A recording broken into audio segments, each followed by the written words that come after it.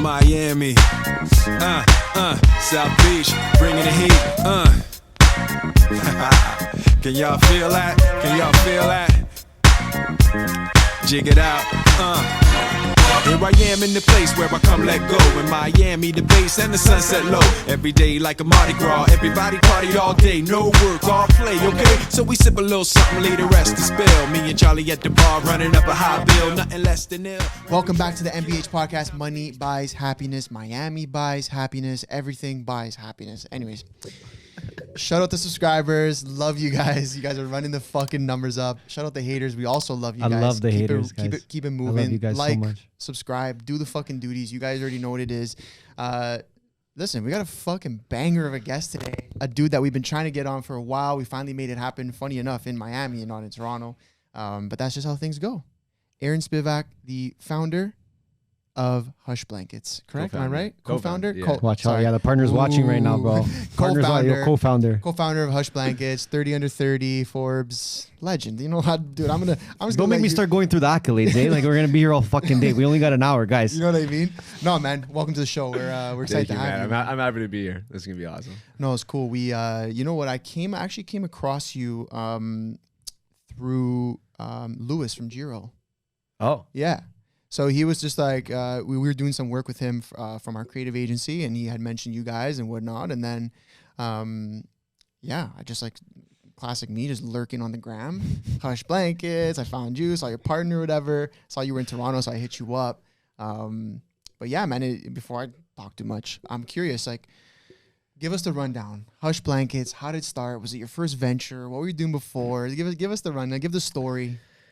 I mean, it can be a long one, or we can be a short one. Okay, let's start with the beginning of Hush. Let's start with the beginning of Hush. So yeah, I mean, I was that lemonade stand, like on the corner. Like my mom would knit me hats in grade 5. I'd sell them for like $30 to people. Yeah. We'd put, but I never thought of myself like an entrepreneur. I grew up in a way where I always felt bad taking money from my parents. Mm-hmm. I felt guilty. Yeah. I don't know if that's probably what they did, but I just felt guilty. So I was like, hey, like, if I want to buy, I'm sick of the PB&J in my lunch. Like if I want to go to the caf and buy, like I got to do it. I got to figure it out. So I would just do these little things. And I knew I had a little bit of a knack for it when grade 8, when we, the proms, and then and the buses come. Yeah. And we all go to this girl's house to do the pictures, like everything. We're all outside, no bus. It's like, we're like, yo, where's the bus? we're all freaking out. Where's the bus? Then like full on panic ensues. The girl's dad didn't want to give the credit card. He didn't want to take liability. It made sense. Yeah. And I'm like, oh my God, this is such an opportunity, because next year there's going to be another prom and their bus isn't going to show up because no father. I mean, I wouldn't put my credit card down for a bunch of kids. Nah, fuck that. 100%. It's insane. Yeah. So grade 9 hits. I'm like new to this high school, and I'm like, hey, I'm going to go and join like the prom committee, and I'm going to organize the bus. Okay. Cool. So I organized the bus. I ended up doing like 5-6 buses, and the bus cost me $1,000. I'd sell it to the kids for $3 or whatever it was, and I'm like starting to make thousands of dollars, and I'm in grade 9, and I'm like, oh my God, like I'm rich. This is crazy. Yeah. And I'm like, how do I scale? Like I need more. How do I scale like in grade 9? How do I scale? That's crazy, bro. Like I need more, right? Yeah. So, and I figured, I'm like, I can only get into so many committees, but I'm like, there's one thing that I realized there was 3 things that people didn't want to deal with. 1, no one wanted to put their credit card down. Yeah. 2, it was weird guys on the phone. Like you call these companies, he's like, oh, what do you want? Give me your money. It was so scary. It's like, what? And then the last thing was principals didn't want drunk kids showing up to prom. Okay. Yeah. And where do kids drink? They drink on the bus. Of course. Yeah. Right? So I was like, oh my God, there's the play. I was just going to go to every principal and be like, hey, you choose my bus company. I'll make sure nobody drinks. We have a guy on all the buses. Mm-hmm. And we'll make sure they show up. No deposit. And, best price. Yeah. And then every single, basically, at one point we were doing 70% of the proms in the city. Come on. I was getting death threats from like all the limousine companies and stuff. The competition. Yeah. And like one guy like showed up to like my house and he's like, he thought it was my dad, right? My dad's like, what is this? And he's like, oh, I'm here for the We Party Bus guy. And he's like, guy's 15 years old. What do you want from him? So That's crazy. we ended up doing all the way until I think grade 12, and then I did it for a few years after, and then I just handed it off. It was nuts. Yeah. But that's when I realized that it wasn't so much for business; it was just kind of solving problems for people. Yeah. That's all I really wanted to do, just take care of people. Like I had the best buses. I had DJs on the bus at one point. Unreal. Like it was everything. We had champagne waiting for them. Like we organized in a way where they didn't drink to prom, but they were able to drink to the after prom, which is what they Okay, wanted cool. anyways. Yeah. So, and then that's where it kind of snowballed, and I was like, oh my God, I really like this. Mhm. You know, it's fun. Yeah. Yeah. And then once anything becomes fun, like this podcast, like once it becomes fun, Just fucking get that- it. You're rolling. you're sleeping, you're sleeping, you're waking up, you're like, oh, I have an idea, I have this. You're always in the notes, Yeah. right? So, Yeah.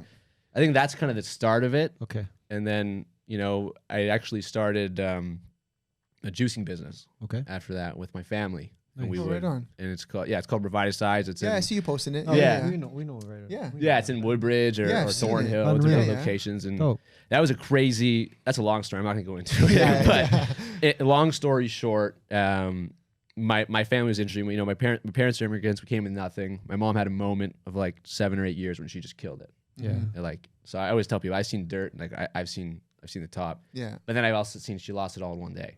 Wow. Right? Legal change gone. So yeah, Yeah. business out. So like, Wow. my family's in a tough spot, and we were juicing in our house, like in the garage. People knocking on the Wow. door, like, "Hey, can I get some?" It was weird, man. Like 2013, like I had a cash register. You know, when people you go into people's house, you sit on the thing beside the door, you take your shoes off. Yeah. You couldn't do that at my house because there's a cash register.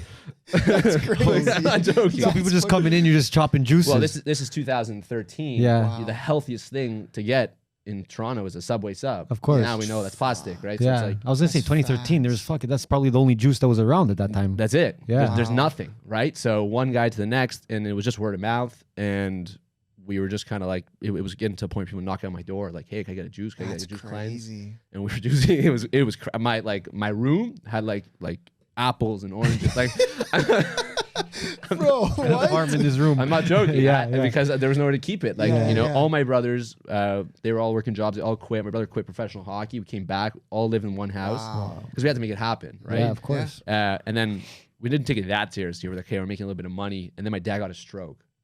And so we went from like a little bit of income to like zero income household now. So then, you know, things got really real, like Yeah. immediately. Uh-huh. So that's when we were like, "Oh my God, we need to scale this. We need to get out of this house." Yeah. So, you know, never opening up a store before, have no idea like what goes into it. We do like the whole, like, you know, Excel. We all do the Yeah, Excel. the classic. We're like, we need 100 grand. Yeah. So we worked the whole year in my house, like saving every penny, like living on scraps. We save up 100 grand. We're like, we're good to go. We're going to go open up this store. We start building the store. We realize it was way more than 100 grand. Yeah, we need 300. Yeah. Yeah. We're like, what are we doing? Yeah. Yeah. You know, so I remember like sitting on the curb and we like crowdfunded from like all of our friends, and we're like, you know, it's gonna be really hard to get another 100 grand from one guy, but we can call 100 people and ask for 1,000. Yeah. So like our whole community, like all our friends and family, were like, whatever they can give, you know, like the store's almost built. We just need to finish it. Yeah. We finished the store and we opened up with 1 day like worth of cash flow. Wow. Holy fuck. You guys are insane, dude. You guys are Crazy. insane. It's crazy. You know, Wow. most people were like 6 months minimum. Of course. we were Yeah, 1 yeah, day. yeah. We're like, yo, if we don't sell the fridge, Tomorrow we can't open. we can't buy the fruits. We're done.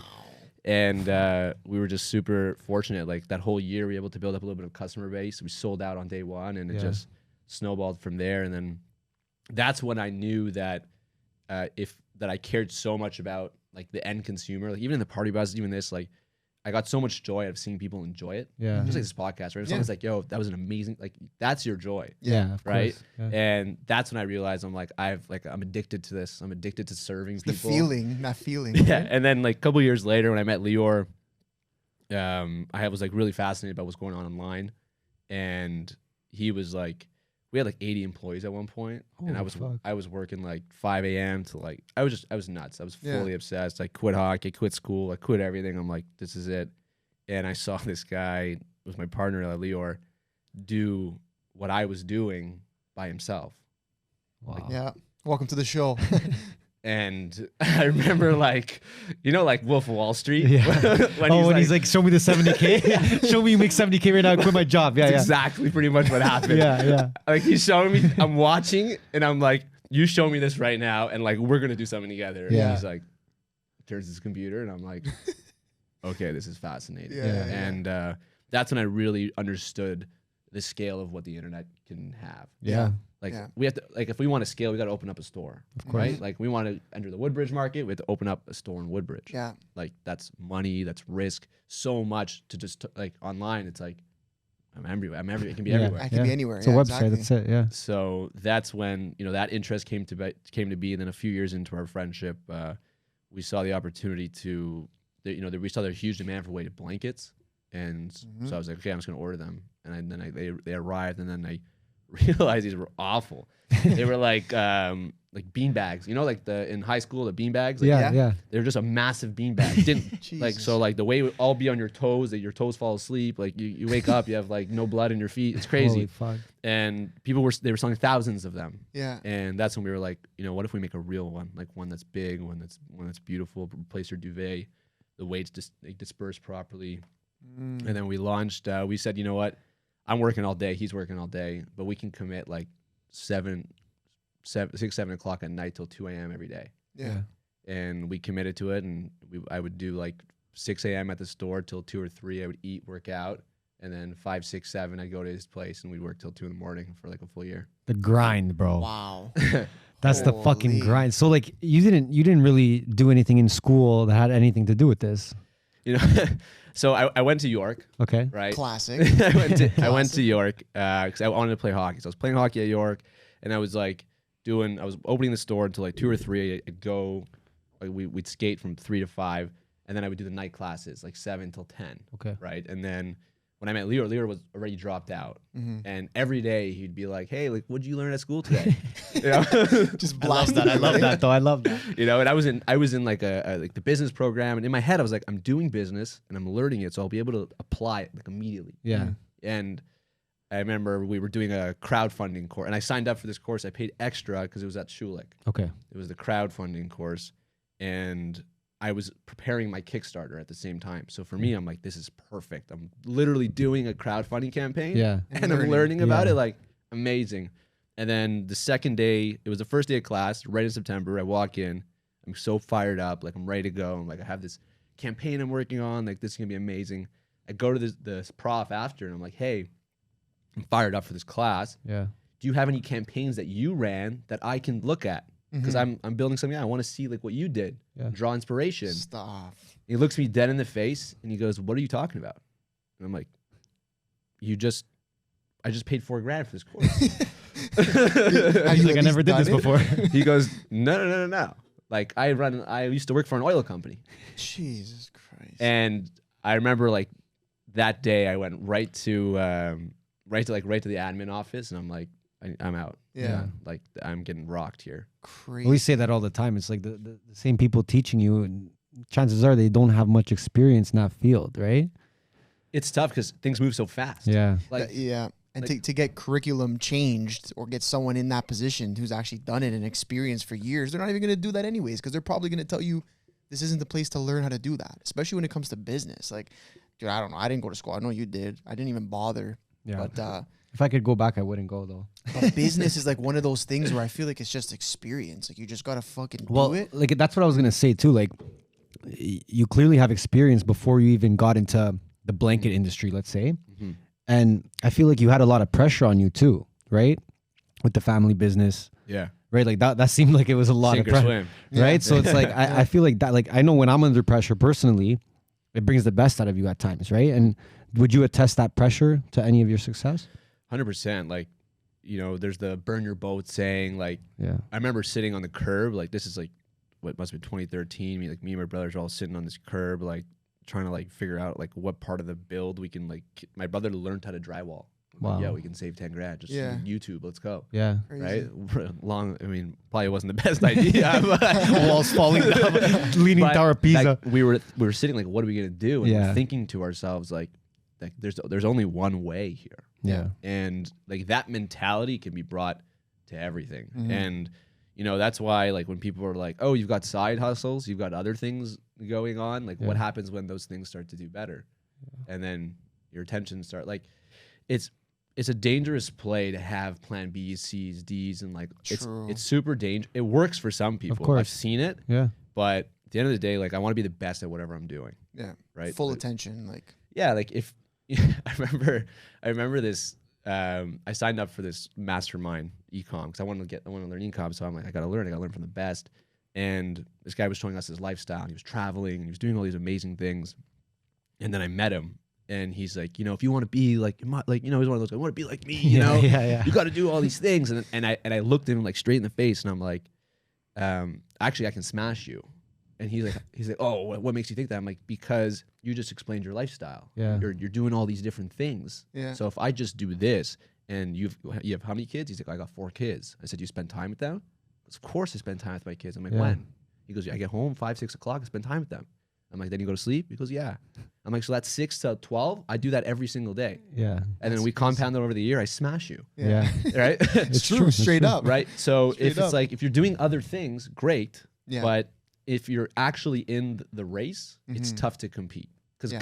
guys, like now I'm even noticing, like if I travel too much, I feel it. Yeah. Like guys catching up. Guys and are shit. crushing. Yeah. Right? Well, So someone's always chasing you, bro. No matter if you're in 3rd place, you got 4th, 5th, 6th on you. If you're in 1st, you got 2nd, 3rd, 4th, right?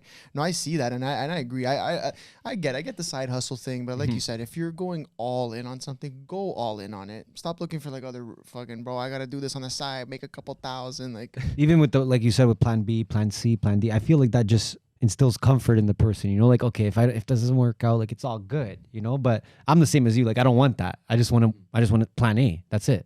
depends on what your why is. Like, Of course. Yeah. Why do you do what you do?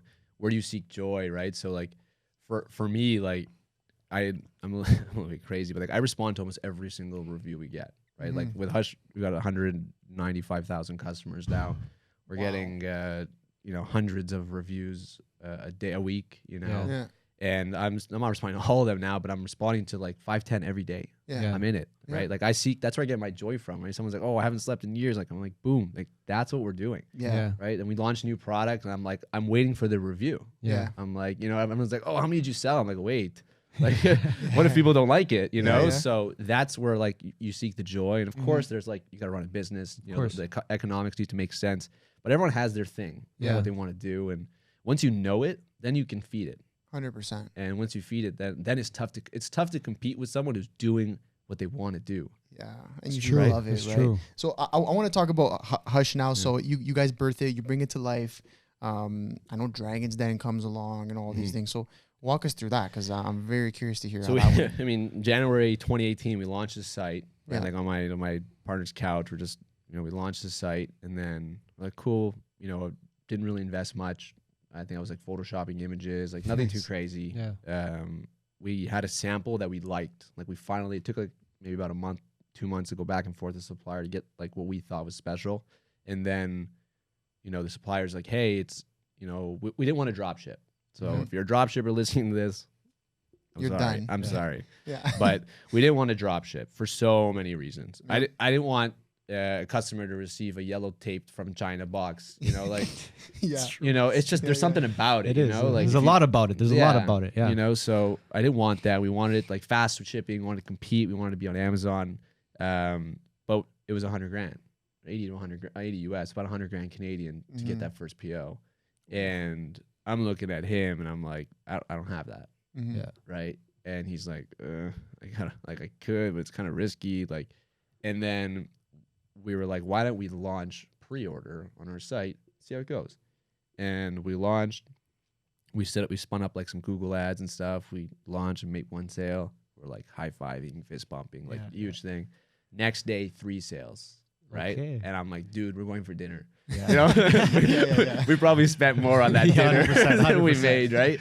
And then it's 2, it's 3, it's 5, it's consistent. And I think after like a month, we're like, hey, we need to place this order. We need to service the customers. So we put all our eggs in. We dumped all our whole bank accounts again into this. Into huge this business. huge risk. Yeah. Massive risk. Yeah. Never ordered from China before. Like, didn't really understand much about it. And then we scaled it. It was like, at one point we were like, if we can only sell 20 a day, like Ferraris, Yeah. Like, We're fucking cruising, boys. you do the math, right? You're like, Yeah. you just make up these Of stupid course. goalposts, right? And we were like, 12, 15, 18, 20 a day. And then June hits, our stuff arrives, 1 sale, 0 sales a day. And we're panicking. Like, well, what's going on? I don't understand. We're just making 15. We were doing all these things right. August hits, 0 sales for like 4 days, maybe 1 sale a week. And so my partner messaged me and he's like, hey, like I'm not interested in a seasonal business. I can't operate. Like, it's just not something I'm passionate about. I want to always have action. So I'm like, hey, wait, like, let's not give up. Let's ask them. So I called and emailed, like, I think we had like maybe 1,500 customers by then. Called and emailed every single one of them. And I'm like, hey, why wouldn't you buy a Hush in the summer? Yeah. And every single person was like, well, I love it, but I'm sweating. Yeah. It's so hot, Yeah, you know? yeah. And we're like, what do you mean it's so hot? He's like, it's 30 degrees outside and you give me this warm, heavy blanket. Like, I'll put it back on in the winter. And every single one of them was like, if you had a cooling one, I would use it. And we were like, oh Bing. my God. Yeah. There's no cooling blanket. So we found this one guy selling a cooling blanket. We bought it. We realized he just colored it blue. It's the same blanket. Stop. So that's when we were like, you know, we can develop a fabric that cools you. And we finally did it. I think it took us like 2 months to do it. And then the manufacturer comes back. So you got to buy a massive amount of yarn. If we're going to weave your own fabric that's not on the shelf, you got to buy a ton. Wow. And we couldn't afford it. So then January of 2019, we prepare for this Kickstarter. Yeah. And then we launched that in March as the world's first cooling weighted blanket. And it did $1.5 million in 30 days. It's Wow. a top 10 Canadian campaign of all time. Damn. Still to this day, actually. And then that really transformed our entire business. Of course. Because now we weren't competing with weighted blankets. We were in a category of our own. Yeah. And that fabric still till today, like our Ice 2.0, like it's in our sheets, it's in our pillows, it's on top of our mattress. Like people love what we created there. That's crazy. And then we spun that into Dragon's Den. Nice. Okay. We were able to go on there because the first question is, oh, I've seen these classic ones everywhere. It's like, yeah, but have you seen this cooling one? And they were like, psh. Right? Yeah. So, and then we expanded the sizes. So like we went king, queen, 35 pounds, like things that weren't seen before in the market. Yeah. Like a 35-pound blanket, like that's crazy. Yeah, that's pretty fucking We heavy, went dude. glass feeds instead of like we went nuts.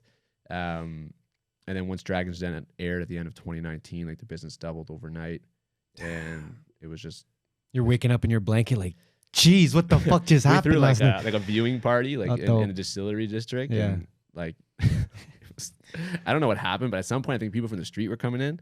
Nice. Like I remember like I think it was a girl or a guy, like she didn't know who I was. She like walked in, she's like, I heard you get free drinks here, and I'm like wait a second, what's going on? There's way too many people here. And like that night, I remember like right after the episode, I look at my phone and I go to Leo. I'm like, hey, there's no sales. Like this was like I thought we were gonna get a little bit of traffic. And he goes on his computer like at this bar, and he's like, dude, the site crashed. Too much traffic. Yeah, it was insane. The business, like we never sold 100 in one day. We were, like 150 that night. Wow. And it was just we thought it would be like a little bit of like a moon and drop. Yeah. It's been propelling ever since. It's really Damn.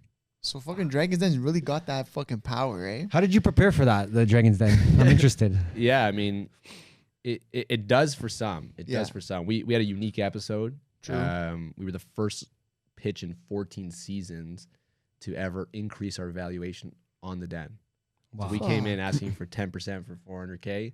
We left with 8% for 400K. So we added an extra $500,000 to our valuation.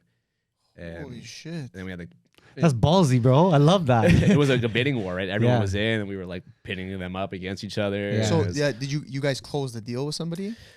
on the show, yeah, you shake hands. Yeah, but no. okay. I feel like we've asked someone before and they said the same thing. Who did we ask before?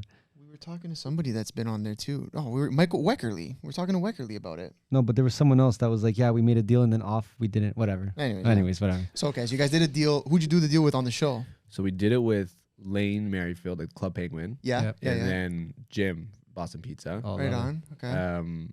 And you speak to them after. Like there is a process you go through. But it didn't really make sense for us because we got such a benefit out of the show, which doesn't really happen for most people. Like most people get a little bit of an uptick, but people really connected with us. Like we launched our give back program and we donate 1 in 10 of everything we sell. Like Wow. we donate millions of dollars a year. Yeah. Wow. Like we just did like I think like $750,000 just Jesus. in January worth Wow. of stuff. Jeez, man. Like, we donate a ton. And who are you donating to? So the origin story is that we're like Leroy came across this weighted blanket when he was volunteering at a camp that like supports children with like different needs. Okay. So they have this like stimulation room where kids go in and like relax and chill Nice. and go to sleep, whatever. And he would go there and there was this weighted pad. He loved it. That's where he discovered like he's like, dude, this is amazing. We just need to make it bigger and like work, you know? Yeah. So we gave back to like originally it was just charities like that Okay. and like organizations like that, and then it just expanded. Like, you know, we load up like a big U-Haul truck. We'll rip Toronto. We'll donate to guys on the streets. That's like, beautiful, bro. We'll do everything, you know. That's like, awesome. all over Canada. I think we're part of like I forget what it's called. One of these organizations that has like 1,000 charities under them. So we like give it to Cool. them. They disperse it. Yeah. Like there's a lot. I want to ask about your role in the company at the beginning, and even the synergy with your partner. How you guys work together and how that partnership worked, and kind of how you grew into it, and what your role is now for the company.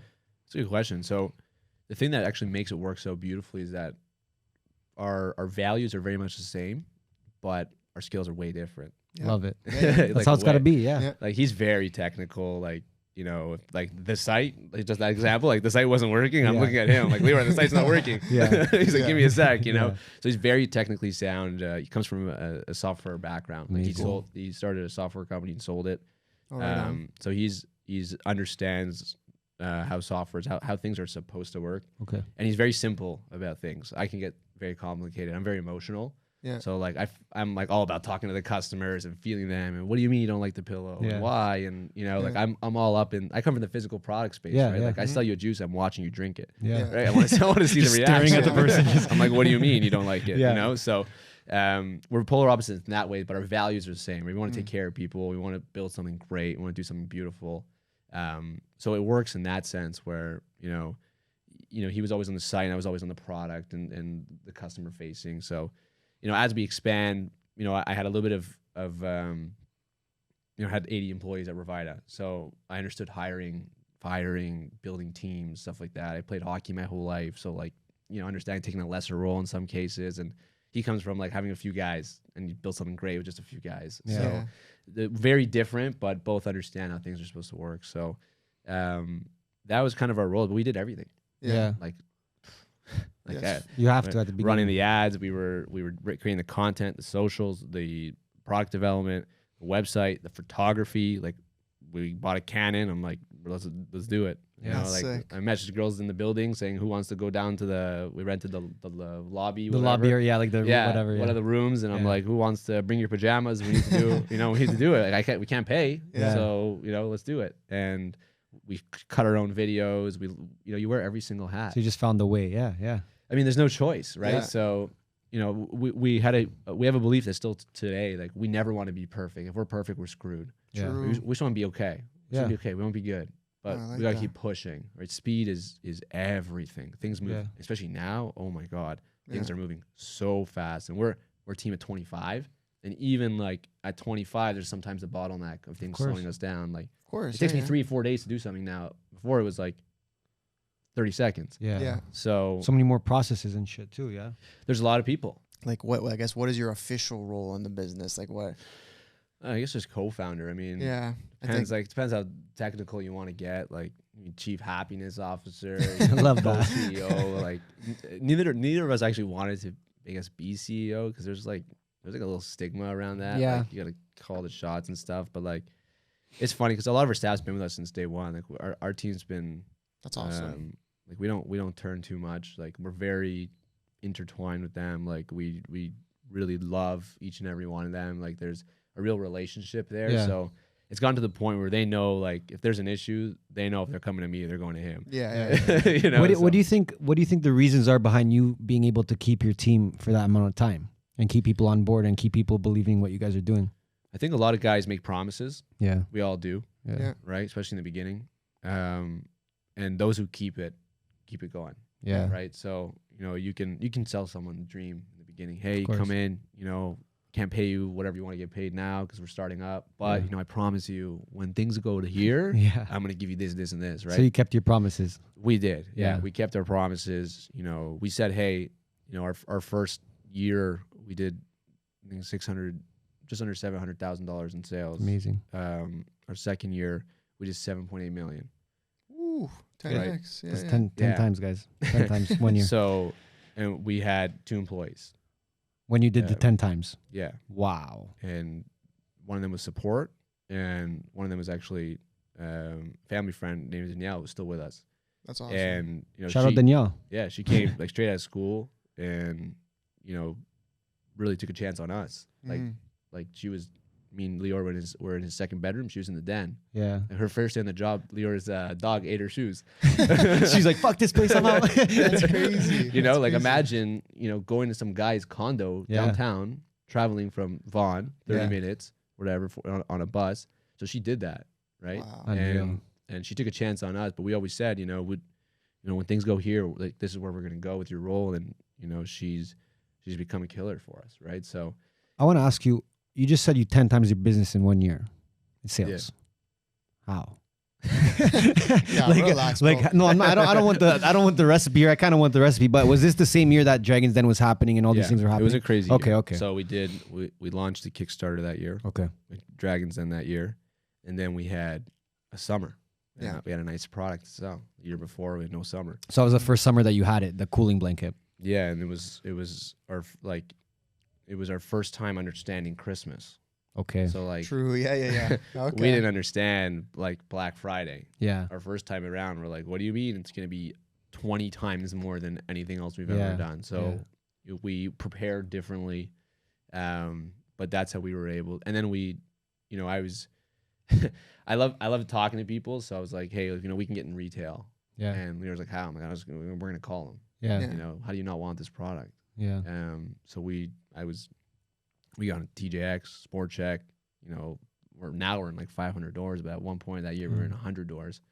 Wow. And you're just calling stores, just saying, hey. Yeah, I've got data to show you that people want Yeah. this product. True. You got the sales. Yeah, Straight like, up. how would you not sell this? And they go, oh, I've heard of a weighted blanket. I'm like, yeah, but do you want like the Canadian one?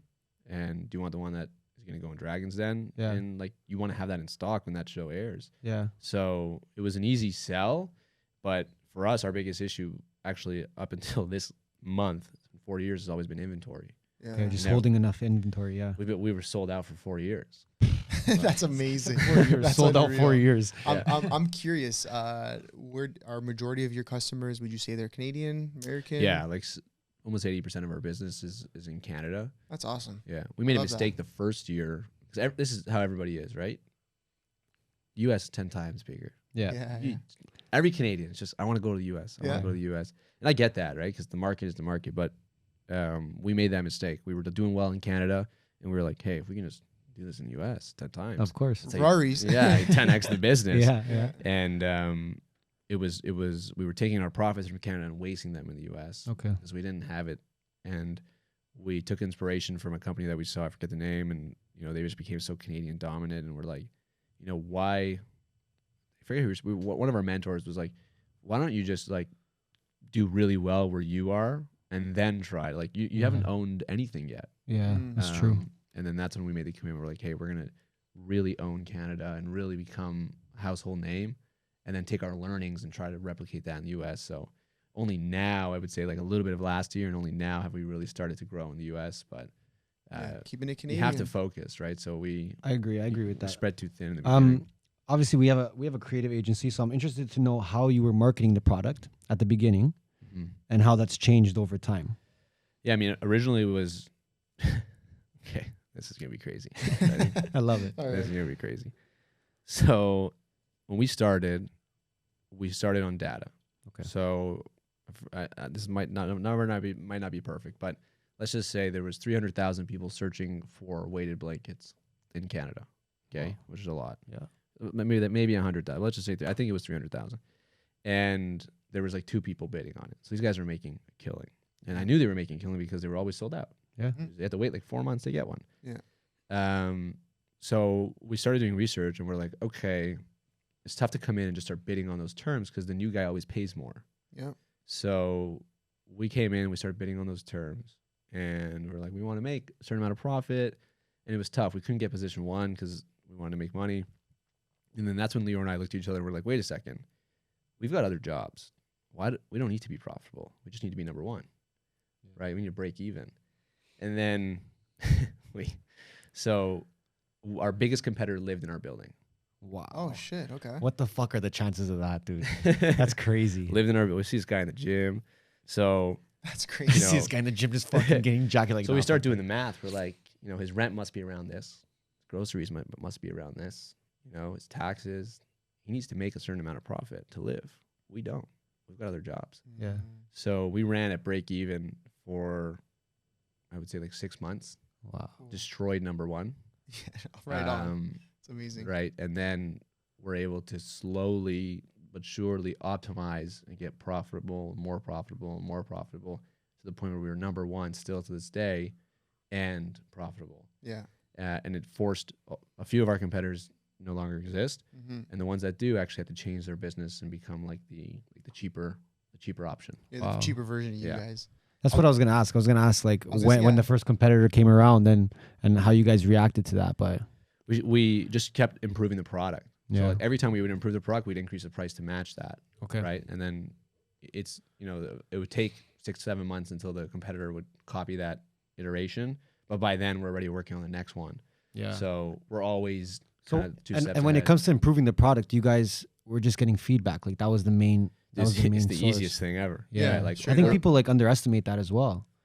I mean, we were building this mattress for a year and a half. I called, I had till 9 till 1 o'clock every day for 5 months, 15-minute calls with That's customers. crazy. Wow. And say, hey, what do you sleep on? What do you hate about it? What do you love about it? If you can build your own mattress, what would it have?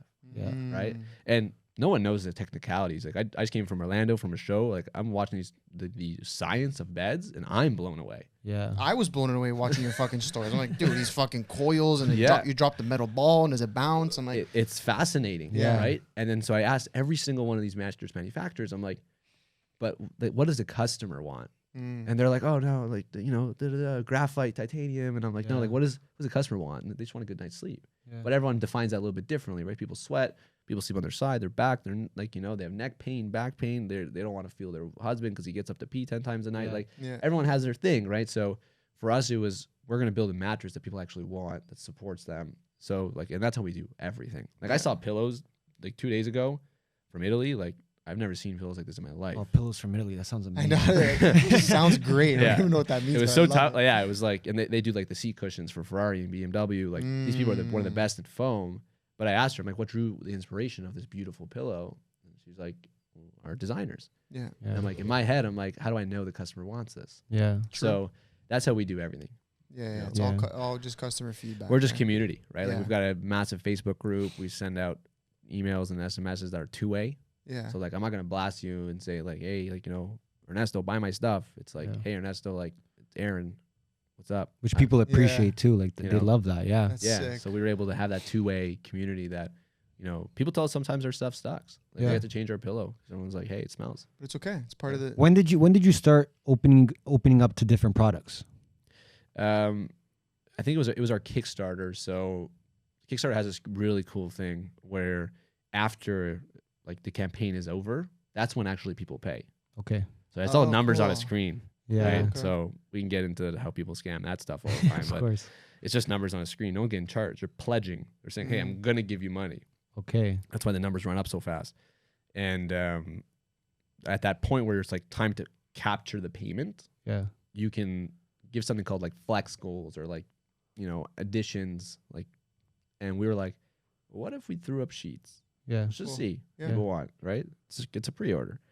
And we threw up ice sheets, same fabric, but we'd weave them into sheets, and it went off.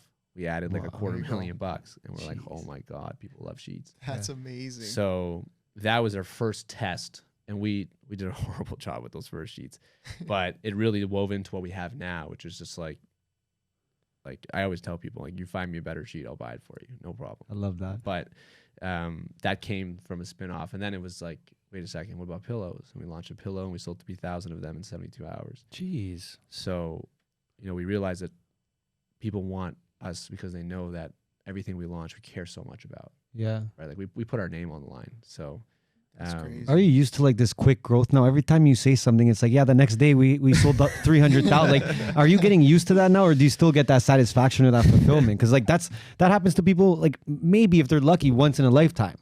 And it seems like Yeah. you're just like, yeah, okay, by tomorrow, 10 million, let's go. So like, you know what I mean? I just want to understand the mindset a little bit. It's I'm making it sound way easier. Yeah, for of course, of course. But it was, to say we didn't plan for it to be that way, I would be lying. Yeah. You know, when everything that's happened so far, we've planned for. Everything's in prep. Like, there's a famous saying. This guy named Jesse Itzer. You guys might know him. Or Yeah, not. of course. Yeah. You know, he signed up for one of his like coaching things or whatever, and you know, it's hard to grasp because he's just spitting so many things at you. But one thing that I've like always kept is he's like, no one's good enough to wing it. Yeah. Like he's Nice. met incredible people, right? Like he's like, I haven't met a single guy on this planet that's good enough to wing it. Yeah. And I realized I'm like we don't wing it. Yeah. Like I plan the entire year in advance, Crazy. right? Like getting on this. Actually, if I were to show you after the show, like I've got a picture that looks kind of just like this, which is freaky enough. Yeah. Come on. And we've been planning for like, I've planned every year of my life for the last 4 or 5 years. Leo's done it for the last 10 years. He can go back 10 years and show you stuff that's in his life today that he planned 10 years ago. I fucking Wow. love that, bro. I That's actually love that's just crazy. manifesting your shit right there. I love that. That's crazy. Yeah. I have a question a little bit off that topic. Sleep Country, the deal with Sleep Country. How does that come to be? What does that Yeah. look like for So you guys? in What's that 2018 when we situation? launched, there's this company called Endy. Yep. Yep, and I'm yeah. sure you guys know Mhm. them. Great Canadian company. Leo and I are just super fans of the founders, Mike and Raj. So we were like always following them. And in 2018, they announced this deal, which is the largest e-commerce deal, I think, in Canadian history for Yeah, like yeah, yeah. 90 million bucks. And Leo and I were like, oh my God, Yeah. you know, the pie in the sky. Yeah. So I always say it's easier to believe in something when you see it. Yeah, Right. true, And, of course. and we saw it, you know, Yeah. it's like right there. So, you know, we said, you know, we're going to grow this thing for 3 years. And then we're either going to do a partnership or we're going to sell it. Mm-hmm. We said that in 2018. Damn. And we didn't know to who, Yeah. but funny enough, Andy ended up selling to Sleep Country. So it kind of manifested in a weird way. But we, Leo and I were pitching at I think this was the night Kobe died. So it was like Damn. 2020, January. Yeah, that was right before pandemic. Yeah. So we ended up doing like a fundraising. They called it Lions Den. It was Dragons Den, but live, like 300 Yeah. people in the crowd, Oh, like shit, a bunch of dope. rich people. It was crazy. It was a pitching competition. And we just did it for the entertainment. And so we show up, we show up in our onesies. We do the whole Yeah. dancing on the stage, you know, the whole thing. We end up winning the contest. And then afterwards, it's like everyone's shaking hands. And one guy comes up and says, you got to meet my friend. You got to meet my friend. I'm like, sure, we'll meet your friend. Yeah. And then like pandemic hits, never ended up meeting the friend, never ended up coming into it. And that friend ended up being, at the time, the president, the current CEO of the company. Wow. And, you know, there was times where we were speaking like private equity guys that wanted to buy and, you know, all these different guys, you know, hey, we want to buy. And his name's Stu, one of the most special people like I've ever met in my life. Yeah. And like we connected like instantly. Mm. And we were just friends for Yeah. like a year, and he would mentor us, and we were just so like, you know, when you meet someone and you're like, there's like an energy, There's energy. There's energy. right? Yeah. And with no intention to sell or anything, Yeah. you know, and the relationship just kept growing and growing, and it got to the point where we wanted to work together and figure it out. And a year and a half later, we got to a point where we were able to execute a deal together. That's awesome. And I mean, we're 5 months post deal now, and it's like what Leo and I have learned has been like incredible. Like to have like, you know, I come from the space where we're like anti-corporate because we're Yeah. like startup and Mm-hmm. not going to be a bank. You know what I mean? Yeah, and, yeah. and to actually be included in it, it's real special. Yeah. So it's like almost like someone in our lives now that we can like bounce off of and use, and you know, it's key because now we're at a stage of growth where we need that. Yeah. We need that little support and cool. You guys you didn't sell the whole business, did you? So Things weird. we committed to selling the whole business. Okay. Yeah, they bought 52%, and then they'll buy the remainder over the next 3 years or two. Nice and a half deal. now. That's good. That's good Yeah. stuff. That's good stuff, Do bro. you guys plan to be involved the whole like post sale? You guys gonna keep your positions? Like what's the That's goal? a If you good don't mind me question. asking. Yeah, I mean, it's tough to see like 3 years out. True, true. You know, but for us, it's like, it's all about happiness. Mm. So like we love what we're doing. And, you know, a big part of the deal was, you know, we were speaking to like private equity guys, and it was like stressful. Like you leave a call and you're like, oh my God, they're going to like put me in chains and like, you know, like, I'm gonna become the graphic designer now. yeah, like I'm going to be a lab rat. Yeah, And yeah. it's like, it's really stressful. And, you know, business isn't always beautiful. Like there's going to be tough times. Yeah. And when those tough times happen, bad relationships get exposed, kind of like Corona and everyone getting divorced, you know, like, That's facts. That's facts. like, That's like nothing really changed. You just got exposed because it finally happened, right? Yeah, You yeah. can hide it like Casamoto every night. So like, you know what I mean? Like Yeah, you can't. So, you know, and we know that's going to happen at some point, if, you know, so it was really important for us to find people that we can actually have a relationship with. Of course. And become an actual partner, as opposed to like this person that judges Owns you or us whatever. now. Yeah, or some shit. Yeah, yeah. So that's what we were really looking for, and ideally we'd love to stay. Like, you know, Hush is my baby. Yeah, Yeah, yeah. I it's was just gonna say it's probably your baby. Like it's Yeah. Started tough, from the right? couch, bro. Yeah, Started from the exactly, couch. from the couch. I'm curious, kind of just with where you guys are now, and that whole situation. Like, what's some? And I'm actually asking this question a little bit personally. What's some insight you have for somebody who, you know, maybe their business is growing and now they're finally, you know, getting some attention from some, you know, some VCs and some companies who might want to buy them out. Like, what advice would you give somebody in that position, or who maybe is getting into that position? I mean, it depends, right? Like it depends on what your why is. You know, for us, it was there was a few things involved. Like people ask, you know, why'd you sell? Mm-hmm. Right? What was the point of that? You know, from a business perspective, we now have a partner that, you know, is one of the largest retailers in Canada. Yeah. They can help our business and help the business grow. So that right there was like, I care more about the business than I do myself. So if the business can grow and be supported, I'm in. Mm-hmm. The second part was I wanted to take care of my family. Yeah. So taking some chips off the table, you know, I know my mom and dad, like, you know, they work, they take care of themselves now, but like, you know, it's a little bit scary, you know, Of like course. what shit, you know, things can happen. Yeah. Yeah. So, you know, they're happier now. Yeah. I haven't like, I mean, I bought my mom a car, but Yeah, I saw that. That's The range, dope. right? That's dope. like outside of that, like I haven't like they're still living on their own. I haven't done anything financially for them, but just to know that if something were to happen, I can help them. Yeah, Makes me feel good, of course. but it makes them feel good, Of course. right? Like it takes some stress. You know, my The parents security. like, That's my parents are in their 60s. You know, Yeah. like they don't need an additional stress. So, you know, same with my brothers and stuff like that. It's good to know that like, you know, the family's secure, especially like, Mm. you know, literally less than 10 years ago, like where we were to where we are now. So Yeah. taking a little bit of chips off the table for that. So that was a huge part of my why, right? Yeah. And, you know, the deal kind of made sense where I was able to do what I love, which is grow the business and be in the business, but at the same time, take a little bit of chips off the table. So like you're getting attention now, you know, everyone and their mother's going to come for you.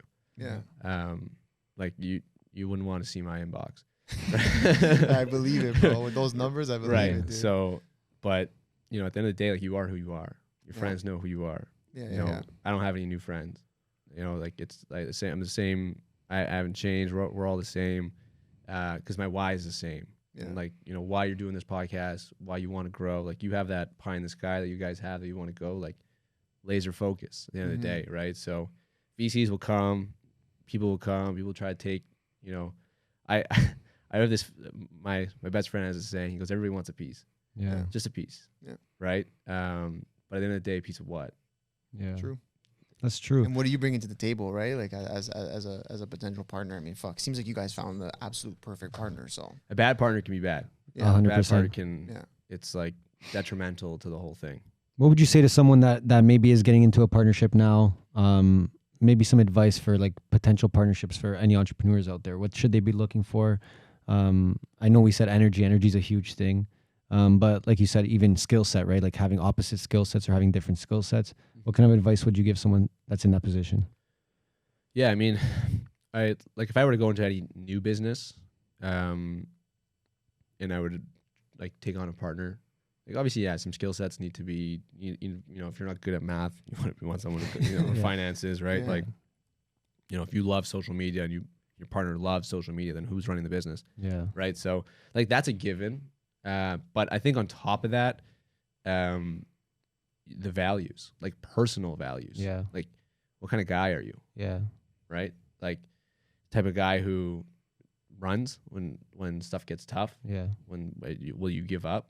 And I don't ask those questions. You just watch. Yep. Right? Like, we're kind of old enough now. Like, hey, like you know what like I can see your history. Right? Yeah. Like, constantly leaving jobs, Yeah. constantly bailing on people, right? Like, you know, you say you're gonna come for dinner and then you don't. Yeah. Like, little things like that, not the biggest deal, but that's character. That's who you are, It adds up. right? So, you know, I knew Lior was special because, you know, everything he said he was gonna do, he did. Sick. Yeah.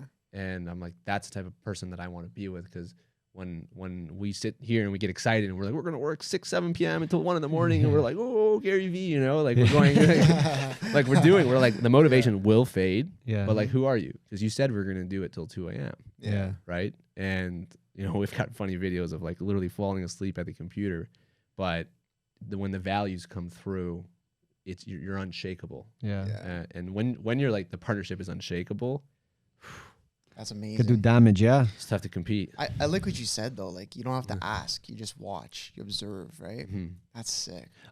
Even with the preparation, I really like that. You said you're super prepared. You prepare like a year in advance. Is that what you said? Yeah. You try to at least. So in 2018, I go to Lior and I'm like, hey, what do you want to do for New Year's?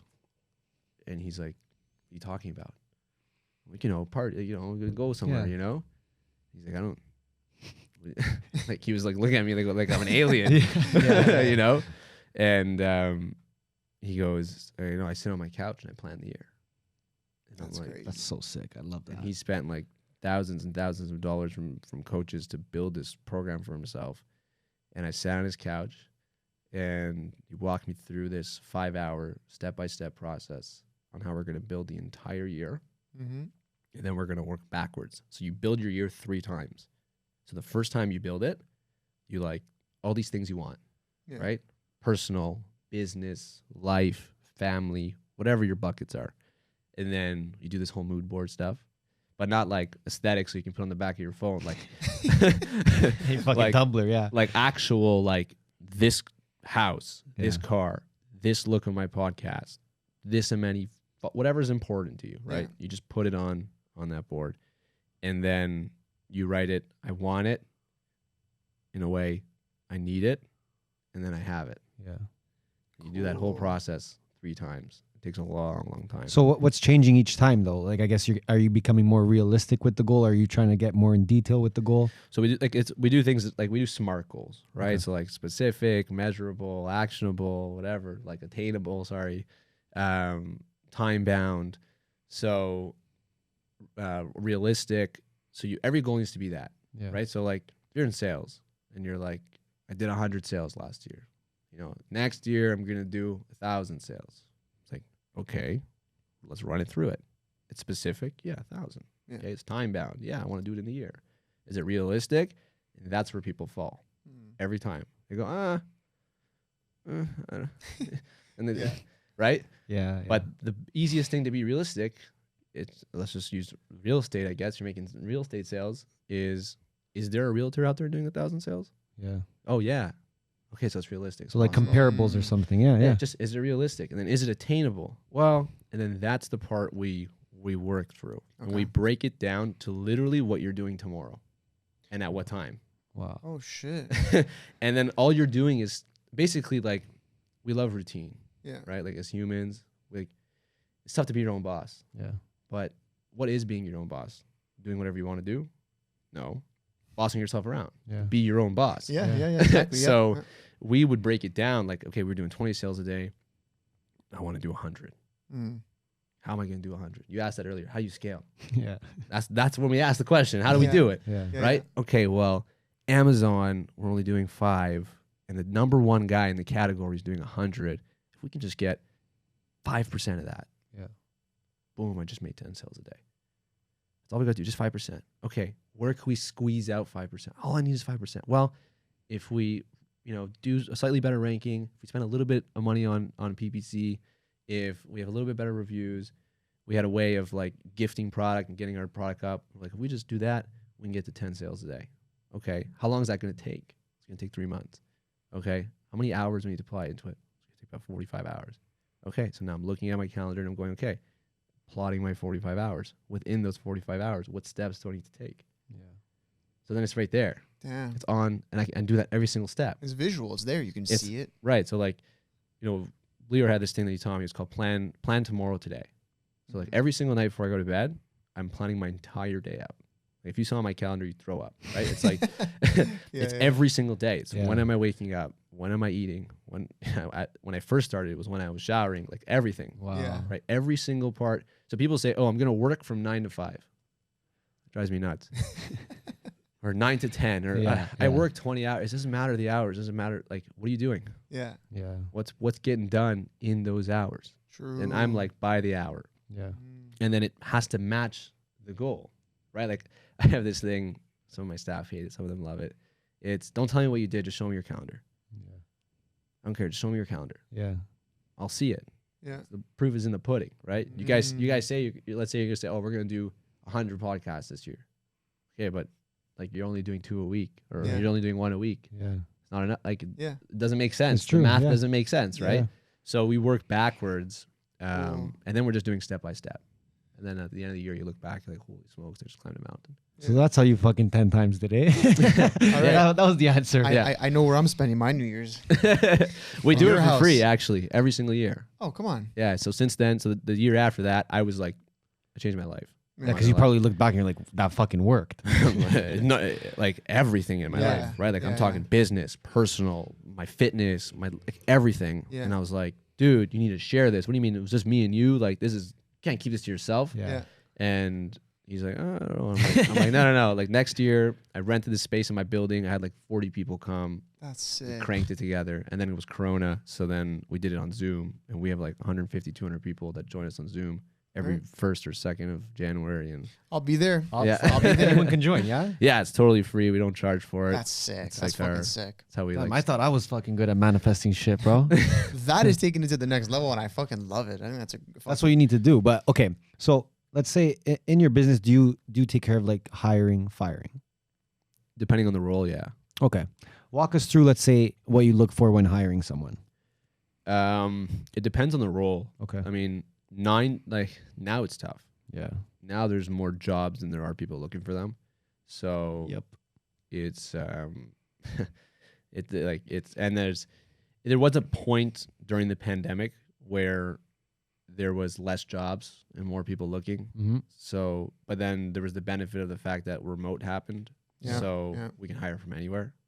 And so we've got a pretty international team. We've got staff in the US and Canada, all over Canada, and the Philippines and India and wherever, in That's Saudi sick. Yeah, Arabia, yeah. Of course. in Australia, actually. So now it's a little bit different. Of course. So what's happening is we're seeing a lot of, I call it fishing.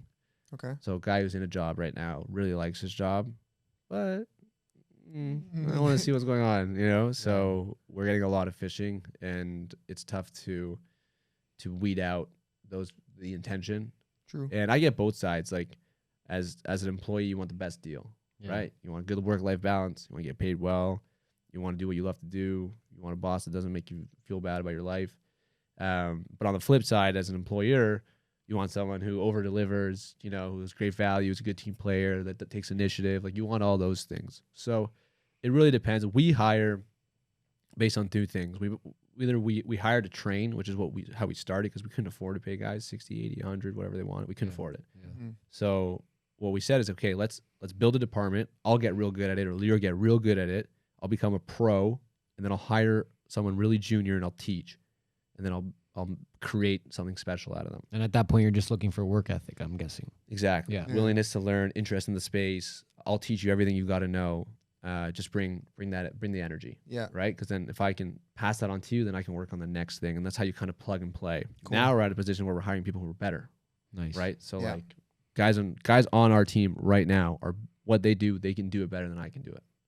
So Sick. it's if they leave, I can't plug myself in Yeah. anymore. Yeah. Right. I need to replace, and the only way to scale them is to either build a team around them or hire even better talent.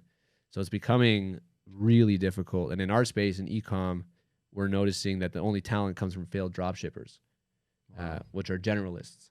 So it's tough to find people who are really good at specific things in the puzzle, or you go down the agency route. Yeah. But I have a shtick with agencies. So. Tell us about the shtick, man. Come on, you can tell us about the shtick. We used a lot Okay. during our process, like tons for creative, for ads, for whatever. Yeah. Lewis. Yeah. Lewis was our ads guy for Yeah. almost 2 years. Our best ads guy for Yeah. almost 2 years, until we went in house. It depends where you're at in your business. Like sometimes the easiest fix is agency, but agencies can create a deal for young companies that puts them in a tough spot if stuff works out. Okay. So agencies are smart. They'll come in and say, hey, we'll give you a low retainer because you can't pay it, but we want a percentage of sales. Okay. We want a percentage of this. We want a percentage of that. And in the beginning, you're like, I don't have any sales. Sure. You know, until you have that one night where you wake up and you're like, fuck. yeah. And you're like, wait a second. We did $1 million and we promised these guys 5% Yeah. plus their retainer. It's like, holy smokes. Yeah. Let's pay them $100,000. True. Right. And that happens a lot, because agencies are being smart. They can't pick and choose. They want more clients, but not every client can pay your big fee. It's true. So they started getting creative and saying, okay, wait a second, how can we make this work? And eventually what happens is two things. A, the business doesn't scale. So then they hand you off to their juniors. And then you're not getting that good fucking. And you're That getting love. You're not getting that attention. Yeah, or love, you're getting subpar. Or the opposite, business does scale and you overpay. So it's very difficult to be in that limbo. We're very fortunate now where if we take on any agency, like they have to do a good job for us. Yeah. Because if they don't, then not that we would blast them, but We'd blast them. people ask Yeah, us you all can the blast time. them. No, they ask us all the time. Hey, you use these guys? What do you think? Yeah. I'm not gonna lie. Of course. This guy sucked. It's true. But I do the opposite Yeah. all the time. Hey, use these guys. Use Lewis. Yeah, he was amazing. Yeah. He was amazing for us. You're gonna love him. Our Do, Google do, guy, do a lot of like entrepreneurs and businesses come to you for that kind of advice? Like All hey, the who time. should- yeah, that's dope. all day long. It's like, hey, who do you use for this? Who do you use for that? Who do you use? Hey, it was in house, but it's in house now. But this is the guys I would recommend because I Yeah. worked with them. They do good work. So now everything's in house. Mostly. 99%. Actually, the only thing we use for an agency is like we're doing a photo shoot in Montreal, so we'll Yeah. hire an agency to support with that. Yeah, Cool. But everything in house. Yeah. I love that. I was gonna say, I think even like from an agency perspective, like what you're saying in terms of like them kind of fucking businesses over, it seems like more of a like a paid ads agency situation, like where they kind of take you over, right? Speaking on us, we're more. He's just trying to not take it personal, right? No. I'm actually trying to think because it makes sense. It makes sense. Right. But I'm thinking more like, okay, guys like us, our agency, we're just creative. We're very Right. creative, social, organic, social. So like, none of our promises come in the form of like dollar signs. We're It's not just gonna. deliverables. It's just deliverables. We're like, hey, we're gonna give you like fucking amazing creative. This is what you're gonna get. You know what I mean? Or we're gonna run your socials, blah blah blah, or organic, right? So, yeah, but that's fucked. That's actually crazy. But the thing is, like, how do you decide? The way you decide what you charge yeah, is like a huge question mark with every client. Of course. It's what do you need, and then you do your own math on the back end, and Yeah. yeah, of you know what I course. mean. Like it comes down, and then there's a certain point where, like, we've worked with an agency for years, Yeah. like the same one. We've had really good agency relationship, Yeah. but it only happens when, like, there's each person thinks they're winning. You know what I mean? Of course, yeah. The deal's got to be good for everybody. For everybody, Yeah, right? yeah, yeah. But because businesses are like this, Uh-huh. you know, like if you're doing creative for someone's social, you take over. It's like boom, like I told you, this is what I'm talking about, and then it gets a little stagnant. And they Yeah. start sending you texts. Hey, Hey. what's going on? There's no growth this month. No Yeah. growth this month, and you're like, come on, yeah, it took you from 5,000 to 25,000 followers, you know. Yeah. Yeah, But they look, and then you're like, then you got to up your game a little bit. yeah. Now you got to put more resources, but it's the course. same retainer, and now you're Mhm. getting pissed Yeah. internally. So Yeah. that's the problem. It's tough to keep that, and that's why there's churn. That's why Yeah. you're bringing in new clients. You're 100%. tough. But I think that's also, and this would be for, I think, for any Yeah. business, just like understanding exactly what you said, that businesses have the up and down, right? Like, dude, we've done so many times where a client's in a tough position and we straight up won't take $1 from them Mm-hmm. because we're coming up on 3 years in April. Like, so we get the whole startup. Like, we understand that, right? So I think that's also just like a fucking, an experience thing, a relationship thing. But I mean, that goes for every business, right? Like, Yeah. understanding who you're working with, why you're working with them, and what you're willing to do straight up from top to bottom, right? In good times and in bad times. Have you ever fired a client? Yes. Not Yeah, many yeah. times. I think lots. Yeah. It didn't come right away. At the beginning, we were literally either working for free or actually losing money on deals just so that we could build a portfolio. But we fired some clients. And honestly, sometimes in a few occasions, they were some of our highest paying clients. Right. But if the relationship's not there and you don't respect what we do, and there's not like at the end of the day, yeah, like, okay, you pay us money, we give you deliverables, you're not happy, we do our best to fix it and kind of make that happen. But just because you pay me, it doesn't mean you can treat me a certain way, right? Right. And I think that's a big thing. And that can even be said to employees, right? Like, or to your everyone. staff, right? Like, just Yeah. because you pay me, there's still a level of respect we got to have. We're all Always. human, right? So I think that's a big thing. But yeah, I mean, it goes both ways. I work with any agency that fires clients Yeah. because then I know they put their work over their Oh, pocket. dude. we yeah. put our work, we put our team, we put our team over clients sometimes. Like Yeah, if, you if, have if, to. a, if a Yeah. team member is disrespected or something like that as well, like You have to. later. No, Yeah. that's actually happened like a couple times in the last year where like our client, like, our account managers are showing us just like texts or WhatsApp messages Right. that are just like absurd, dude. Right. And like we'll straight up fire a client right there. Like, Yeah. I told you, so some of our biggest retainers gone just because of like a level of disrespect that like you can't come back from. You know what I No. mean? But again, You s- going back to it, we have those promises with some of our employees as well, some of our team members, where it's like, hey, if you stick around with us for this amount of time, or we get to here, this is what you'll get. and So we'll always back you up, right? Yeah. You work for them. exactly, shit. exactly. Dude, like I don't know how you guys structured your business, but in terms of ours, like, bro, I think finally 2022 we started paying ourselves, and it's a fucking hilarious salary. You'd laugh, but like we didn't take nothing, dude. Like we didn't take nothing. Our employees till this day, some of our junior employees are making more than we are. Yeah, it'll Straight be up. like that forever. Yeah, which we're okay with. Honestly, we're Yeah. cool with it All because good. we love the growth. Like we love seeing the business grow, revenues up, profits up, fixing our margins, shit like that, right? So Mhm. yeah, you gotta love the game. You gotta love the game. Yeah, we didn't take any money for the first 3 just last year. There you go. First was we had to. yeah. At some point, I gotta live. Dude. I gotta pay my bills. We had to, but yeah, no, it's funny because people start businesses trying to escape something, right? Yeah. Most times they're escaping or you don't want to have a boss, and then you realize I don't know how many staff you have, but like I got 26 bosses. Yeah, All yeah, day. they're your Yeah. boss. Yeah, They're- Yeah. I work for them because I make promises, yeah. and we got to deliver. So it's unique. Yeah, no, we're at about 15 employees. Wow. Which like we're just already ecstatic about. It's hard to even think that you get to a point like that. But yeah, there are fucking bosses straight up, Yeah. man. Like They'll we tell you work- that too. Yeah, we really work for them, and yeah, I think that's why we continue to grow and attract talent. Right? So what's the end game? Oh, that's a great question, man.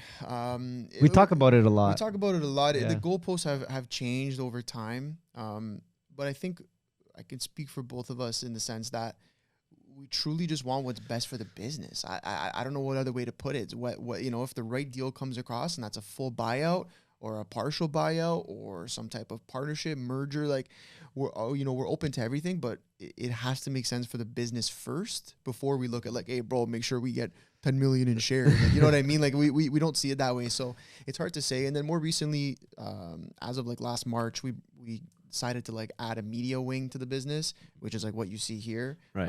It started with our podcast. We've always been a company of like proof of concept. So before we like build out like processes for a service, we like did it for ourselves first, made sure it worked, made sure we built a whole process around it, and then we felt comfortable going out and trying to sell it, right? So we brought upsell a client on something because we did it for ourselves. Here's the proof, it worked, right? Right. We did it very well. Here's how we're gonna do it.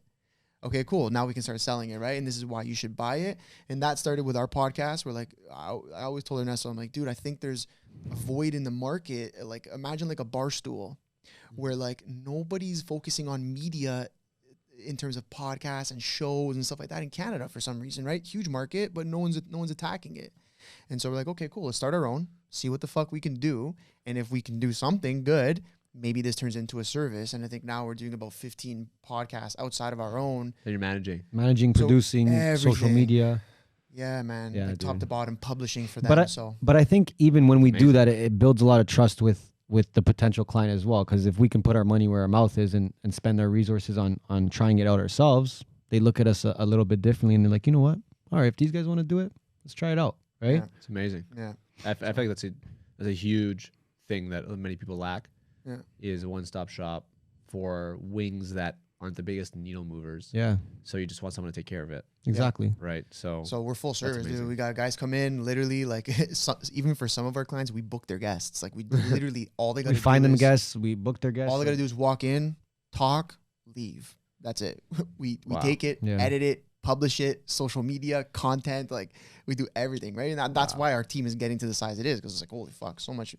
Literally only have so many hours in a day, right? that's amazing. And where do you source your talent? You know what? At the beginning, a lot of it was coming from right out of school, same concept as you, Right. right? People that were willing to learn, that like literally had zero experience in any service that we were asking them to do, but just came in and were ready to work hard, right? Yeah. So a lot of it started from internships that turned into full-time positions, right? And Wow. Yeah, some of our team, that came from. I think all of our longest standing employees Yeah. who have been pretty much since day one were all like, dude, interns out of school with like, like we would laugh. They bring a resume and we're like, just throw it out. We're just like, all right, you ready to work? We haven't looked at resumes in a while. Oh man, It means nothing. Like it really doesn't. means nothing. So that's where our talent came from. And now because of the growth, we're at a point where we're starting to like source them through, LinkedIn, this and that, and Right. even just people that come to us. Like we've had a lot of people just hit us up and be like, hey, I love what you guys are doing. I work here. This is what I do. You know what I Right. mean? We haven't done any, I would say, any headhunting. Yeah, we haven't done any No. of that. I poach. Yeah, I'm starting to because I've built a little bit of community on LinkedIn. cool. So like when I message someone, they'll read it. Yeah, You know what I Yeah, mean? yeah. As opposed to Yeah. like before, like whatever. But I'm noticing there's pros and cons to it. But there's a certain point, even in your business now, 15 people, and like the better the people, the better the business. of course. Of course. No, we're realizing that now. We really are. Yeah. So it's like, because like if I were to say, hey, like I'm gonna come and work with you guys, I know nothing about producing a podcast, let's say, Yeah. but I'll work even for free. But you got to teach me. I'm pulling I'm like the battery in the car. Like I just connected to your battery, and I'm Yeah. just sucking Draining Energy. draining you, right? Yeah. And sure, in your back of your mind, you're like, boom, I just saved a couple grand a month, but I'm taking your time. I'm not doing as good of a job. Yeah. I can only be as good as you, Yeah. right? Best case, I'm just as good as you. So that's how we were doing it, and that's kind of sounds like how you were doing it. Then there's a certain point, it's like, wait a second, like how do I get to the next level? Yeah. And because you're not every day trying to learn the next little thing because you're managing so many different things, finding the guy who is Yeah. the sauce. That is literally what you just said is exactly where we are. Yeah. That is exactly where we're at in the business. I could read minds over here, guys. Yeah, holy shit. Okay, listen, before we go too crazy. No, I want to ask him one thing no, though. No. Oh, okay, It okay. wasn't even the question. I thought you were gonna ask the question. Don't be scared, bro. We got time. No, you scared me, bro. No, don't be scared. I thought he was gonna bang it out. I want to know Forbes 30 under 30. There you go. Was that what you're gonna ask him? yeah. Yeah. Sure. Because like, dude, that's always been like Yeah. something that we've always just fucking look up to. I'm about to lose that soon. Like I'm getting old Hurry up, here. bro. 2020 Yeah. goal setting. I'm building my chart. I got like a little small square left. I can't stretch my images far enough to like cover it. So I go on Google and I'm like, goals for business guys. And it was like, 10 to 20, you want to try to achieve this, 20 to 30. And I'm like, oh, Forbes, that's cool. I take it. The image was like perfect. I put it on my vision board, and that was it. I was like, okay. and then you woke up one morning and you were on a Forbes 30 under 30, right? Fast forward, I was this guy messaged me on LinkedIn, and he goes, what's his name? Whatever. And he was a Forbes winner, and he goes, hey, Forbes is asking me to nominate a few guys. So I nominated you guys because I really love like your content. And I was like, oh, Yeah. that's pretty cool. I'm like, thanks. And then I get a call in August saying, hey, you're one of 3,000 Like, okay. We just need to verify a few details. How old are you? Yeah. Right? Like, what is it that you do? Give me like 3 sentences about the business. We'll do our own research, sort of validate that it's like legit. Yeah. And that was it. It was like a 5-minute call. Thank you. And the next thing Bye-bye. you know, you're on it. And then I email her back, and I'm like, first, and it was weird because I was in Mexico, and like I answered the phone. It was like I felt like I really just like turned her off. It's like email her back. I'm like, hey, I'm so sorry. Like, is there anything I missed? She's like, no, you're good. Okay. I'm like, okay. And like when, like, how do I know if I'm like getting close to the list? And she's like, you'll find out when everyone else does. I'm like, All right. okay. And then like November one morning, I'm like working, and my buddy texts me, and he's like, dude, you're kidding. And I'm like, what? He like sends me the thing, and it's like, oh yeah, shit, we're on Forbes. Unreal.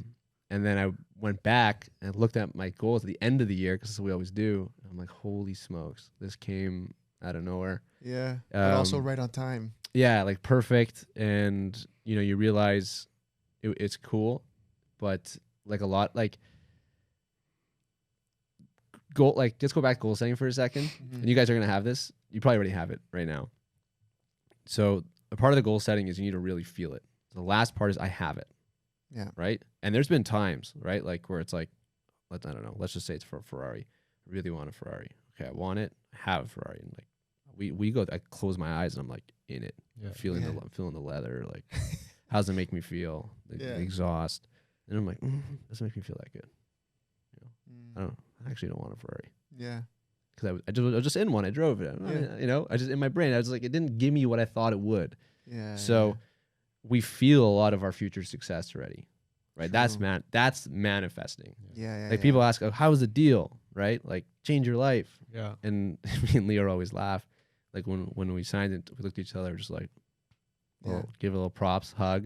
And everyone's like, didn't you go nuts or whatever? It's like, no, because I felt this 3 years ago and we said we would do it. I enjoyed it then, right? So true. Like I already, like all the success you're having now, Yeah. like you already enjoyed when it was like, when you got fired up, Yeah. like that's the fire. And then after it's just the execution. So like the actually getting Forbes wasn't as exciting as when I thought and put it on my list and I'm like, holy shit, like I'm Forbes 30 under 30, like, let's go, like I felt it and then I got it and it was like, I already felt it 6 months ago. So man, that's so true. And I've I'm always talking to Bob Proctor right now, to be honest. No, man, it's so cool and I've never really knew how to like put that into. This guy said Bob Proctor. I never really knew how to like put that into perspective because I feel like every time me and this guy hit what some people might think is a huge goal, like we're just like, I don't want to say we're not fired up, but like we're just like, yeah, okay, like it's almost like we knew that We already said we were anyways. gonna do. Yeah, we already said it. Right? people get married and you ask them, oh, how's it now being married? And I was like, yeah, because they were already married you were when they got married for time. Yeah, they've yeah. already been married. Yeah. So it's the same thing in business. It's like when the public sees it, they get fired up, but you already felt it. Like it's like, it's not like winning the lottery. You get a ticket, 100%. and then like, oh my god, everyone's going nuts. It's like you're sharing the moment with everyone, and most of your success you felt long before it even happened. So it's, true, man. And it's the part I hate the most. I'll be honest. Yeah. I tell Leo all the time. I'm like, we got to figure out a way to like not have this happen, but you can't have it. It's the way it is. It's like, I don't get to enjoy it when everyone else enjoys it because I've enjoyed it way before. Yeah. Wow. Like I bought my mom that car years before, guys. Yeah. Years before when I said I was gonna do it. I was fired up for you though, like, straight up, dude. I saw that.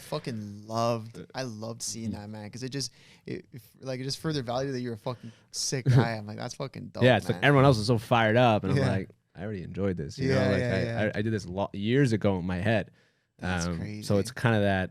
It's kind of the yin and the yang of it, but I mean, That's dope, man. Okay, listen, I know you probably got fucking bear shit to do, so we're gonna we'll At 3 o'clock, he's got to shower, bro, because we gotta hurry up here. it's already planned. Listen, we are the MBH Podcast, Money Buys Happiness. What are your thoughts on the term money buys happiness? oh, that's a good question. Does money buy happiness? I can tell you from experience, no. Okay. I think there's. Well, let me take that back. Everyone always says no because they know that's the right answer, right? You guys We had- try to say no We've- just to be we've that. had- you know? We've had everything. We've had Yeah. all fucking. Okay, let me answer it properly. So, realistically, yes, until a certain point, Okay. right? I think it's like $75,000. After that, it's like diminishing returns. I used to be obsessed with this question, actually, like obsessed, because I used to be fascinated with rich guys. Like I wanted to know everything about them, how they operate, what they eat. Like I wanted to know everything. I was always like, you know, I remember at the store, this guy would pull up in a Ferrari. I'm like, oh my God, how, what'd you do? You know, I'm always fascinated, you know, and I started to I fell in this study that I still look at till today. I think it was like in Zimbabwe. It was like a community of 4,500 people, and they transferred half of them money to their account, no strings attached. Yeah. Okay. For 2 years. Wow. Just straight money to their account. Yeah. I don't know how much it was, but it was like enough. Enough for them, yeah. And they would like track them and survey and do all this, and they noticed that the part that got the money, they didn't report happiness, but they were more confident. They felt good about themselves. Their kids were feeling good about themselves. They had bigger dreams, right? And I totally agree with that, because for me, money is like, you know, when you play basketball, it's like a scoreboard. Yeah. Right? It's part of the game. So, you know, it's you feel better because you said it earlier in the podcast. You're like, you know, we're scaling, and you know, now like we're making more. It's because it's your motivation. It's like you're doing things the right way. Yeah. You know, your dad's not going to call you and be like, hey, good job. You know, it's not happening. Yeah. No matter what. But what's the good job? The proof is in the pudding. Yeah. So in a way, money gives you the tools to do things that will make you happy. True. Right? Yeah. Like, you know, being able to support my parents makes me happy. Right? Yeah. You know, being able to build something special and support 25 people in our team and feed their dreams, that makes me happy. The question is, it's like, how much money you need, right? So it really depends on how you use it. I do not think that actual, just like, if I gave you dollars right now, you would leave here happier. That just Depends on much, no? Yeah. No, but like I hear you. even then, like, right, like Yeah. even if I don't know, the guy walked in here with $10 million and said, here you go, boys, right? Okay, what are you gonna do? Buy a better house? Okay. You're gonna buy your parents' house? Okay. Yeah. Then what? Like I always tell people, they're like, oh, okay, actually, you have $10 million. What are you gonna do? Buy a house? Okay, you have 9. Yeah. Buy cars for everyone you know? Okay, you have 8. Yeah. Buy what? How many clothes are you gonna buy? Okay, you have 7. Yeah. Oh my God, 1 million in clothes. And Yeah. for your whole community, everyone's getting lunch every day on you. Okay. What are you gonna do with the rest? Yeah. And they go, oh, stocks. Oh, so you want to lose it all? Stocks. Yeah. Okay. Like, that's my point. Yeah. But like you yourself, you're not actually that much happier. True. We're only happy when we do what we love to do. Yeah. So freedom. Yeah. And like, that for me is like, people are like, why you work all day? Because I'm like, that's what I want to do. If I didn't want to do it, I wouldn't do it. Facts. You know? Yeah, the money for guys like us is just a byproduct of us doing what we love It's anyways, just right? scorecard, like golf. Yeah. You I know? like It's that just- scoreboard kind. Yeah, it's I like just that. a scorecard at the Yeah. end of the day, and there's no saying that. You know, when you go golfing, you guys don't look like you're good at golf. Well, but I suck. I gotta get into it. Everyone's telling me, all my boys like, Yeah. bro, I'm not good at golf either. Okay, that's why I know. Okay, I know what people who don't look good at golf. I know what they look like. 'Cause they Got the look bucket like hat me. on. This guy's like, bro, this guy sucks at golf. I suck at golf too, right? Yeah. But I go with guys that suck, Yeah. and we all play, and our scorecards are fun for us, Mm-hmm. right? But if I went with like a professional guy, it wouldn't be fun. Yeah. We're playing different games, Yeah. right? But at the end of the day, it only matters about my scorecard.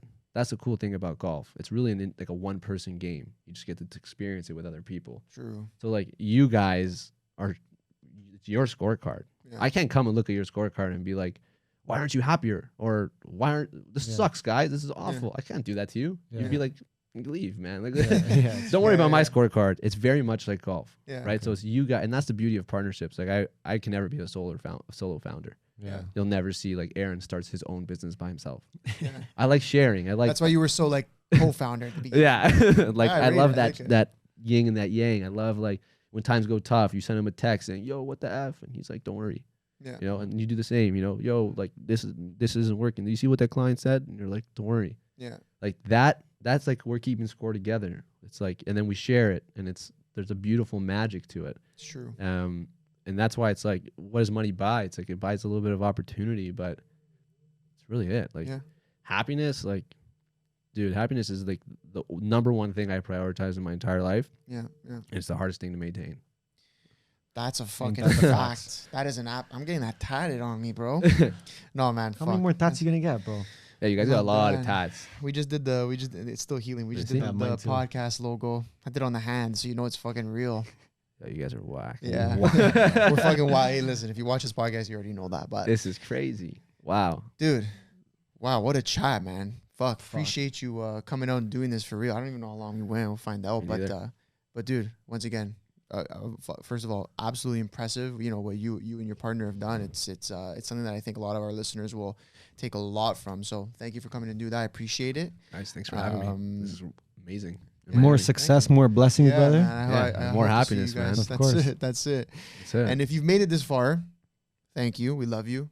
Subscribe, like, comment, fucking ask questions, whatever. He'll be on the fucking. We'll make sure Aaron is commenting back. Leave a fucking review on Hush if you have one, and if you don't, buy one and then leave a review and let us know. And on that note, Noosht. We fucking out.